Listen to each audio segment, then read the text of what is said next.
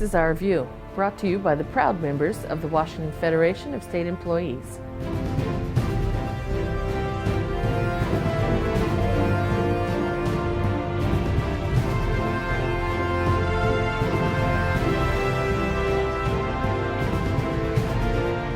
Once again, the existence of the state's facilities for our most vulnerable citizens were put in jeopardy. Federation members did not just sit idly by. We took our message to the office of the governor.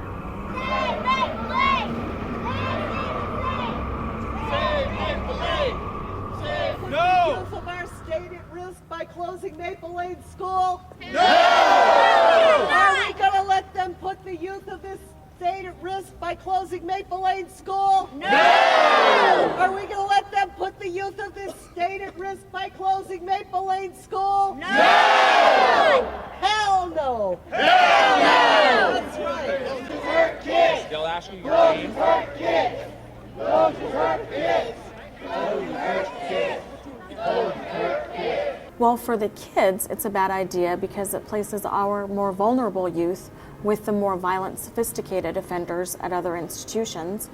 For the community, it's a bad idea because moving them to other institutions is a disruption in their continuum of care, which means that they won't get proper treatment or be appropriately rehabilitated before they are returned to the community, which means they're more likely to start committing crimes again.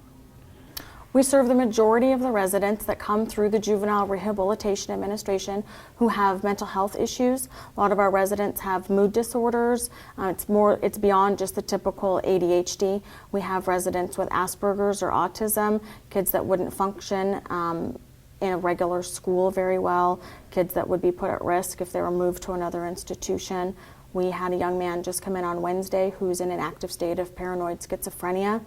They come to Maple Lane because that's our job, is to handle those kids, to provide them the treatment, and to give them skills to be rehabilitated. It's not a good idea to just put kids out into community-based care until they're ready. We have approximately 60 kids right now, JRA-wide, that are eligible to be put in a community facility. Those kids are already there. Putting someone into a community facility where there's less supervision than there is in an institution puts the community at risk.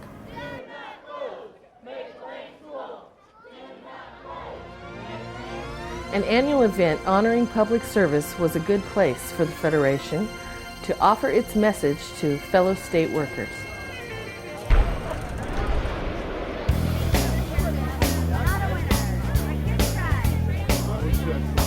The event today is the Public Service Recognition Week.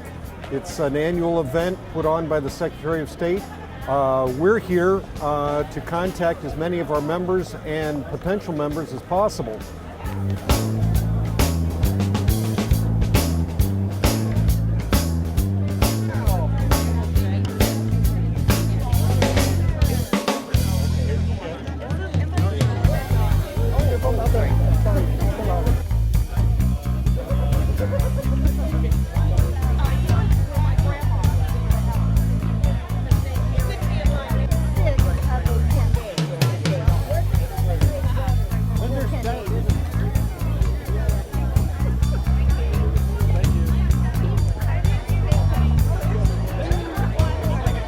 Message we want to bring to our members and also any potential members is that we are here to support them. We are particularly against the furlough bill and find that the bill allows us to make savings in places other than furloughs and urge all the agencies to do that. Second, we're getting ready for the new bargaining sessions, and we strongly object to the issue of increased costs for health care for our members.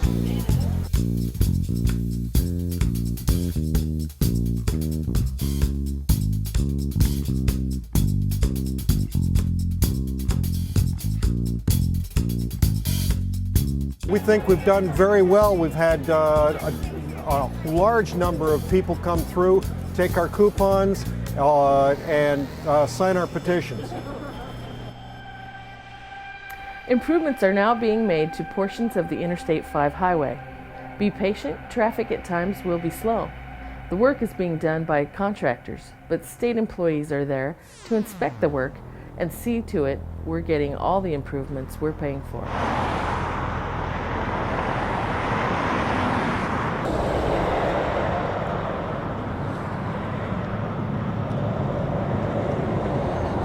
Washington State Department of Transportation is replacing approximately 300 panels between Lacey and Tacoma.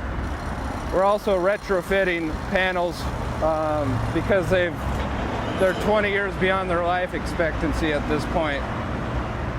This will provide a smoother ride for the traveling motorists and a safer ride as well.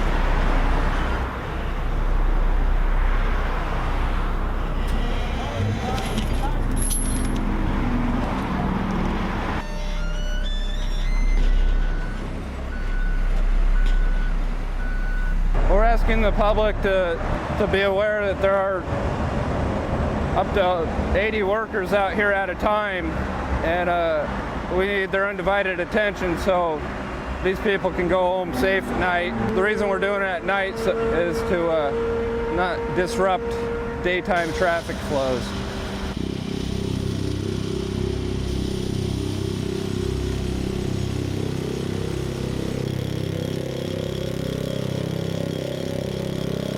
This is a good time for people to stay off the cell phones, not reaching around in the vehicle, just keep their eyes on the road. It helps provide a safer environment for the workers out here.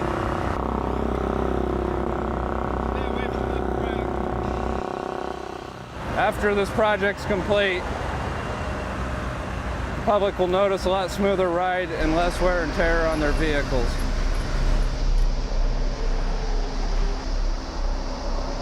It would be helpful if motorists could take the lead off the pedal, slow down a bit, so it helps the workers out here feel a little safer. It is now against Washington law to hold a cell phone while you drive. According to one of the state troopers who will be enforcing the new law, infractions will not result in warnings. Lives have already been lost due to phone use and texting. I'm Trooper Brandy Kessler of the Washington State Patrol. On June 10th, our current cell phone law became a primary law, which means if you have the phone up to your ear and talking on the phone, you'll be given a ticket. There will be no warnings. The State Patrol is very serious about this law. The reason we take this law so serious is an example like this right here, Heather Lurch. She was driving her car last February along a road that she'd driven many times on her way home from work. She was texting a friend. As she's texting that friend, she lost control of her car and landed broadside into a post. She lost her life. Her parents' message to everyone is not to text and drive because it's not worth your life. No one's invincible. At any second, you can take your eyes off the road and then find yourself in a ditch, just like Heather did. Keep your mind on your driving, keep your hands on the steering wheel. When you're driving, you need to be driving. A look at our union history, here's Ross Rieder. Dave Beck, a key leader of the Teamsters Union on the West Coast for some 40 years, from the late 20s to the early 60s, began his career as a child delivering newspapers and later driving a laundry truck. In the 1920s, he became a full-time organizer for the Teamsters in the Pacific Northwest and British Columbia. His support of the Newspaper Guild strike of 1936 against the Hearst-owned Seattle PI was a major cause of its victory. As president of the Teamsters, Beck held to business union philosophy, opposed radicals and union democracy, and was thus favored by conservative elements in the community, such as the Chambers of Commerce. He ended his career in a corruption scandal for which he served a 2-year, 1962-64 sentence on McNeil Island. Dave Beck never hid the fact that he was raised in a ramshackle house in Seattle's Belltown near the south end of Lake Union. "We were poor as hell," he said. He helped out by selling newspapers, catching and selling fish, selling fir trees at Christmas, even shooting wharf rats to turn into the health department.